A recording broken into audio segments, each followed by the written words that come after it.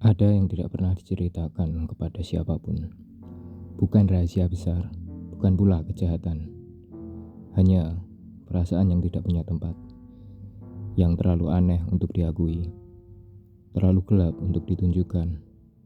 Terlalu kecil untuk dianggap penting, tapi terlalu berat untuk benar-benar dilupakan. Ia tidak dibuang, hanya ditenggelamkan, ditekan ke bawah, dikubur dalam-dalam. Dan dalam kegelapan, ia tinggal. Akhir-akhir ini sering kepikiran kalau sebagian besar interaksi sehari-hari itu sebenarnya hanya sandiwara kecil yang diulang terus-menerus. Masuk kerja, ngobrol dengan nada tertentu. Ketemu keluarga, jadi versi diri yang lain lagi. Buka sosial media, cari apa yang pantas untuk diposting. Dan lucunya, semua itu lama-lama terasa normal. Sampai akhirnya susah membedakan mana yang memang diri sendiri dan mana yang hanya kebiasaan untuk survive di lingkungan tertentu.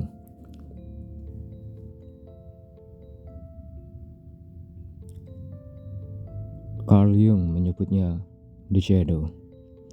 Bukan setan, bukan kejahatan bawaan manusia, tetapi semua yang pernah dianggap tidak layak untuk ada.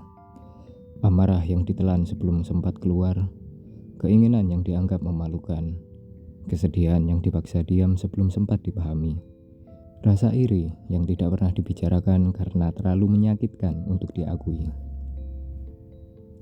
Carl Gustav Jung adalah seorang psikiater Swiss dan murid dari Sigmund Freud, sampai mereka akhirnya berpisah. Karena Jung percaya bahwa manusia adalah sesuatu yang lebih kompleks dari sekadar kumpulan insting yang direpresi. Bagi Jung, jiwa manusia adalah sebuah totalitas. Dan totalitas itu tidak bisa dicapai hanya dengan menampilkan sisi yang bersih, yang baik, yang diterima. Keutuhan, katanya, hanya datang ketika seseorang berani menghadapi bagian yang selama ini paling dihindari. Shadow tidak datang tiba-tiba, ia dibentuk perlahan. Sejak pertama kali kita belajar bahwa tidak semua perasaan boleh dirasakan. Sejak kecil, kita diajarkan untuk sabar, untuk ikhlas, untuk tidak baper, untuk selalu bersyukur apapun yang sedang dirasakan di dalam. Kata-kata yang pada dasarnya tidak salah, tapi seringkali fungsinya satu, menutup pintu sebelum perasaan itu sempat masuk sepenuhnya. Hal-hal yang sebenarnya manusiawi, tetapi berusaha ditekan karena takut merusak cara orang lain melihat diri kita. Anak kecil yang marah dibilang nakal, yang menangis dikatakan cengeng, yang iri dibilang tidak bersyukur, yang takut dibilang pengecut. Bukan karena orang-orang di sekitarnya jahat, tapi karena mereka juga pernah diajarkan hal yang sama. Ada tekanan yang sangat halus untuk selalu rukun, untuk tidak menonjol, untuk tidak menjadi beban dengan perasaan yang terlalu besar. Kita diajarkan cara agar bisa diterima daripada cara mengerti diri kita sendiri. Emosi yang lebih baik disimpan sendiri, pikiran atau pendapat yang sebaiknya tidak disampaikan. Sisi diri yang pelan-pelan diasingkan, akhirnya disembunyikan karena takut membuat situasi menjadi tidak nyaman. Dan ketika tidak ada ruang untuk merasakan sesuatu, perasaan itu tidak menguap. Perasaan itu tidak pergi. Ia hanya belajar untuk tidak menampakkan diri. Ia hanya pindah tempat, ke bawah, ke dalam, ke shadow. Dan dari sana, ia tetap bekerja. Hanya tidak lagi dengan nama yang jelas. Tidak lagi dengan wajah yang bisa dikenali. Ia muncul sebagai kelelahan yang tidak punya sebab. Sebagai ledakan kecil di momen yang tidak seharusnya, sebagai jarak yang tumbuh perlahan antara seseorang dengan dirinya sendiri. Menurut Jung, ada sisi lain dari shadow, sisi yang ditampilkan ke dunia. Persona, topeng sosial yang semua orang kenakan, bukan kepalsuan, tapi bukan juga keseluruhan. Di era modern seperti sekarang ini, internet membuat banyak hal menjadi semakin aneh. Orang-orang secara tidak sadar membangun image atau persona untuk setiap tempat di dunia nyata maupun digital. Sampai rasanya identitas sekarang lebih mirip hasil kurasi daripada sesuatu yang benar-benar muncul natural.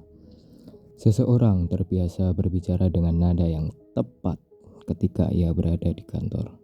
Kalimatnya rapi, emosinya ditahan, opini pribadi disimpan agar terlihat profesional. Ketika pulang dan bertemu keluarga, persona yang lain ditampilkan. Menjadi anak yang tangguh, terlihat baik-baik saja, menyembunyikan penat agar tidak membuat khawatir orang tua, atau menjadi pasangan yang selalu ada, menahan cemas dan gengsi agar rumah tetap terasa nyaman, atau mungkin menjadi orang tua yang mengayomi, tampil seolah selalu punya jawaban, menelan rasa panik supaya anak percaya semuanya akan baik-baik saja. Lalu saat nongkrong, persona itu berubah lagi, lebih santai, lebih lucu, lebih mengikuti ritme kelompok. Karena ada kebutuhan untuk terasa nyambung dan menjadi bagian dari kelompok tersebut. Di dunia maya, perubahan persona menjadi lebih ekstrim. Di Instagram atau TikTok, yang dipilih untuk muncul sering hanya potongan yang paling layak dilihat, paling estetik, paling aman. Sedangkan di X yang dulunya Twitter atau di LinkedIn, seseorang bisa menulis seakan-akan selalu punya pendirian, selalu produktif, selalu sadar diri. Satu orang banyak versi, dan semuanya terasa masuk akal. Sampai suatu hari menjadi sulit membedakan mana yang benar-benar diri sendiri dan mana yang sekadar peran yang harus dipertahankan. Dan ketika begitu banyak versi dipertahankan sekaligus, ada sesuatu yang mulai bocor. Ada satu hal yang Jung temukan yang mungkin lebih mengejutkan dari shadow itu sendiri. Shadow tidak selalu tinggal diam di dalam. Ia mencari jalan keluar. Ia muncul sebagai reaksi terhadap orang lain. Jung menyebutnya proyeksi. Ketika sesuatu yang terlalu lama tidak diakui, yang tidak menemukan jalan keluar ke dalam, akhirnya meledak dari arah yang sama sekali tidak terduga, dan kita lemparkan keluar. Kita tidak melihatnya sebagai bagian dari diri kita. Kita melihatnya sebagai sifat orang lain. Seseorang yang selama hidupnya menekan ambisinya sendiri mungkin akan merasa sangat terganggu melihat orang lain yang terang-terangan mengejar hal yang mereka inginkan. Bukan karena orang itu salah, tapi karena keberanian mereka menyentuh sesuatu yang sudah lama dikubur. Seseorang yang tidak pernah mengizinkan dirinya marah mungkin akan sangat cepat menghakimi orang lain yang mengungkapkan kemarahan mereka. Terlalu keras, terlalu egois, terlalu berlebihan. Padahal yang sebenarnya terjadi adalah ia sedang melihat bagian dari dirinya yang tidak pernah diberi izin untuk ada. Dan ini tidak hanya terjadi di ruang publik. Ia terjadi dalam hubungan yang paling dekat. Ketika seseorang bereaksi berlebihan terhadap pasangannya, terhadap sahabatnya, terhadap anggota keluarganya sendiri. Ketika ada sesuatu dalam diri orang lain yang terasa seperti provokasi pribadi, padahal mungkin yang paling terprovokasi adalah shadow, bukan dirinya. Ini bukan berarti setiap rasa tidak suka adalah proyeksi, tapi ada satu pertanyaan yang jujur perlu ditanyakan kepada diri sendiri ketika sesuatu dari orang lain terasa sangat mengganggu, tidak proporsional, seperti menyentuh sesuatu yang lebih dalam. Apakah yang aku lihat di mereka adalah sesuatu yang juga ada di dalam aku, tapi tidak pernah aku akui? Proyeksi adalah cara shadow berbicara tanpa menggunakan nama. Ia tidak berkata, "Aku ada di sini." Ia hanya membuat kita bereaksi dengan intensitas yang terasa lebih besar dari yang seharusnya. Dan biasanya semakin kuat reaksinya, semakin dekat ia dengan sesuatu yang selama ini paling dihindari. Jung tidak menyarankan untuk menjadi shadow itu. Ia tidak bilang amarah harus dilepaskan ke semua orang, atau bahwa setiap impuls gelap harus diikuti. Yang ia sarankan jauh lebih sederhana dan jauh lebih sulit. Berhenti berpura-pura bahwa shadow itu tidak ada. Individuasi, proses yang ia percayai sebagai inti dari pendewasaan manusia, bukan tentang menjadi lebih baik di mata orang lain, bukan tentang memperbaiki topeng, tapi tentang perlahan dengan sabar belajar mengenal seluruh diri, termasuk bagian yang tidak menyenangkan untuk dikenal. Amarah yang diakui bisa menjadi ketegasan, energi yang sama, arah yang berbeda. Rasa iri yang diperiksa bisa menjadi petunjuk tentang apa yang sebenarnya diinginkan. Kesedihan yang diberi ruang bisa menjadi kepekaan, kemampuan untuk benar-benar hadir bagi orang lain. Pertemuan dengan shadow adalah salah satu hal yang paling tidak menyenangkan yang bisa dilakukan manusia. Jung tidak pernah berkata bahwa shadow adalah sesuatu yang harus dikalahkan.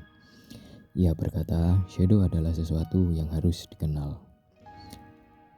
Karena bagian dari diri yang selama ini paling ditekan, paling disembunyikan, paling dianggap tidak layak untuk ada, ternyata bukan musuh. Ia hanya bagian dari diri yang tidak pernah diberi tempat. Dan mungkin disitulah pertanyaan yang sebenarnya.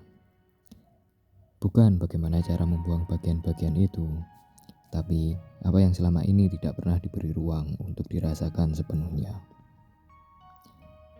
Tidak harus dijawab sekarang, tidak harus dijawab keras-keras. Cukup mulai memperhatikan ketika ada reaksi yang terlalu besar untuk situasinya, ketika ada kelelahan yang tidak punya sebab yang jelas, ketika ada jarak kecil yang tumbuh antara diri yang ditampilkan dan diri yang sebenarnya duduk di dalam. Mungkin itu bukan kelemahan, mungkin itu hanya shadow yang mengetuk dengan caranya sendiri agar akhirnya didengar.